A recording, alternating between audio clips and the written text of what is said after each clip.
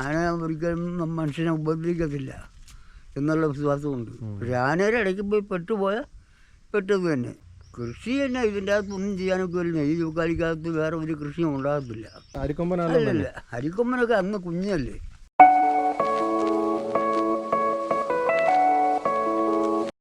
കേരളത്തിനകത്തും പുറത്തും ഏറ്റവും ജനശ്രദ്ധയാകർഷിക്കുന്ന ഉത്സവങ്ങളിലൊന്നാണ് തൃശ്ശൂർ പൂരം. 2023 ഏപ്രിൽ 29 TV ചാനലുകാർ ടെൻഷൻ അടിച്ച ദിവസം കൂടിയായിരുന്നു.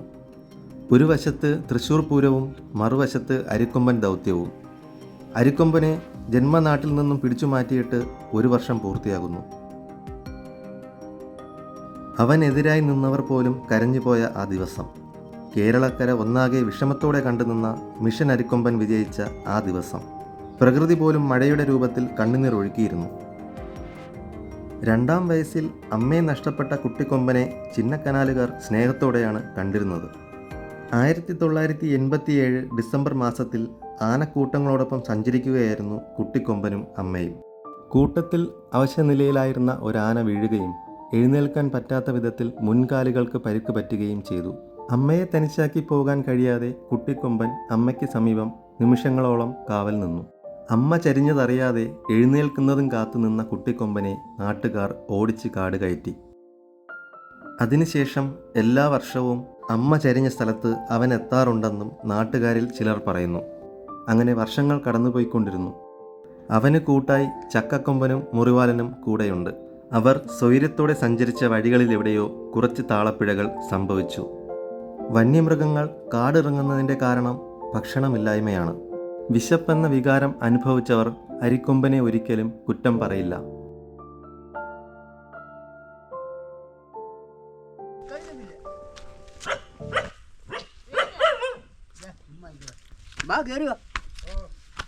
ആന ഒരിക്കലും മനുഷ്യനെ ഉപദ്രവിക്കത്തില്ല എന്നുള്ള വിശ്വാസമുണ്ട്. പക്ഷേ ആനയുടെ ഇടയ്ക്ക് പോയി പെട്ടത് തന്നെ.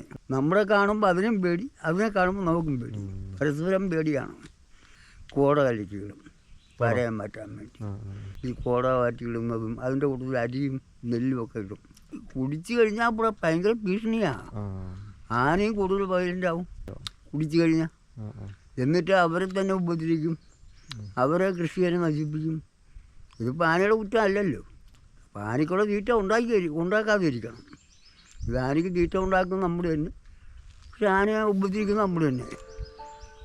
നമ്മളതൊക്കെ ചെയ്യാതിരിക്കുവാണെങ്കിൽ നമുക്ക് സ്ഥിരമായിട്ട് താമസിക്കാം.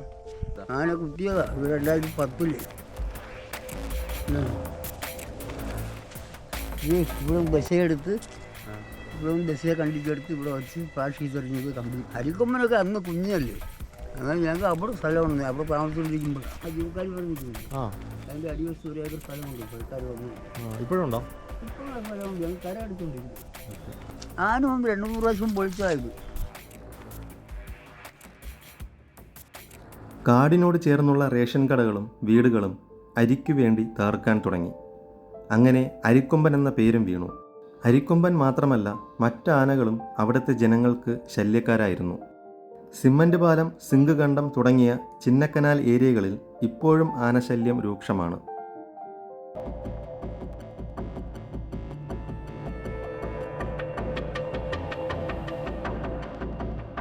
കാട് കയ്യേറി റിസോർട്ട് കെട്ടിയവരും വന്യമൃഗങ്ങളും തമ്മിലുള്ള ഏറ്റുമുട്ടലിൽ പലപ്പോഴും ഇരകളായി തീരുന്നത് ജനവാസ മേഖലയിൽ ഉള്ളവരാണ്.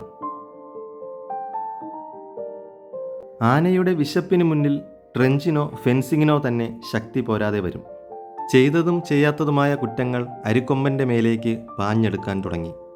അധികം വൈകാതെ തന്നെ ആനയെ പിടികൂടാൻ വനം വകുപ്പ് ഉത്തരവിറക്കി.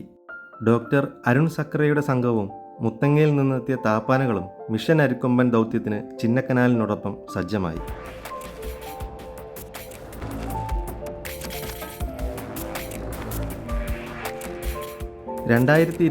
മാർച്ചിൽ തുടങ്ങിയ ദൗത്യം 2023 ഏപ്രിൽ വരെ നീണ്ടുനിന്നു. ഏപ്രിൽ 29 അരിക്കൊമ്പൻ പ്രയാണം അവസാനിപ്പിച്ച് കീഴടങ്ങി. അവൻ ചിന്നക്കനാലിനോട് യാത്ര പറയുമ്പോൾ അവൻ്റെ കൂട്ടുകാർ ഹൃദയം നുറുങ്ങുന്ന വിഷമത്തോടെ കാവലായി തൊട്ടടുത്ത് തന്നെ നിൽപ്പുണ്ടായിരുന്നു.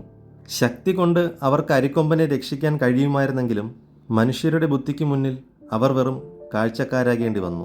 മനുഷ്യർ അവനെ പൂട്ടാൻ പോകുന്നു എന്നവൻ മനസ്സിലാക്കി തുടങ്ങിയിരുന്നു. രക്ഷപ്പെടാൻ അവസരം കിട്ടിയിട്ട് പോലും അവൻ്റെ നാട് വിട്ടു പോകുവാൻ അവൻ തയ്യാറായിരുന്നില്ല. എങ്കിലും പോകുന്നതിന് മുന്നേ അവൻ ഇഷ്ടപ്പെട്ട ആനയിറങ്കലിലും ശങ്കരപാണ്ഡ്യമേട്ടിലും സിമ്മൻ്റ് പാലത്തിലും സിങ്ക് കണ്ടത്തുമെല്ലാം ചുറ്റിക്കറങ്ങി. ഞാൻ പോവുകയാണ് എന്ന് നാട്ടുകാരെയും കൂട്ടുകാരെയും അറിയിച്ചിട്ടായിരിക്കാം അവൻ്റെ മനസ്സില്ലാ മനസ്സോടെയുള്ള കീഴടങ്ങൽ. മയക്കുവെടികൾക്ക് മുന്നിലും തളരാതെ താപ്പാനകളോട് അവൻ ഏറ്റുമുട്ടി. പ്രകൃതി പോലും അവന് വേണ്ടി കരയേണ്ടി വന്ന ദിവസമായിരുന്നു അത്. അങ്ങനെ ചിന്നക്കനാലിനോട് യാത്ര പറഞ്ഞ് പുതിയ വാസസ്ഥലമായ പെരിയാർ ടൈഗർ റിസർവിലേക്ക് പോയി. അവിടെയും അവൻ നിൽക്കാൻ തയ്യാറായില്ല. ചിന്നക്കനാലിലേക്ക് തിരിച്ചു വരാനുള്ള ശ്രമത്തിലായിരിക്കാം വീണ്ടും മനുഷ്യന് പിടികൊടുക്കേണ്ടി വന്നു. ഇപ്പോൾ അവൻ തമിഴ്നാട്ടിലെ മുണ്ടൻതുറൈ ടൈഗർ റിസർവിലാണ് ഉള്ളത്. പുതിയ വാസസ്ഥലവും പുതിയ കൂട്ടുകാരുമൊത്ത് സന്തോഷിക്കുന്നുണ്ടാകുമോ? അതോ ഇപ്പോഴും ചിന്നക്കനാലിലേക്കുള്ള വഴി തിരയുകയാണോ? ഒരുപാട് ഓർമ്മകൾ സമ്മാനിച്ച ചിന്നക്കനാലിലെ ആ മണ്ണിൽ നിന്നും അവൻ എങ്ങനെ മാറി നിൽക്കാൻ കഴിയും?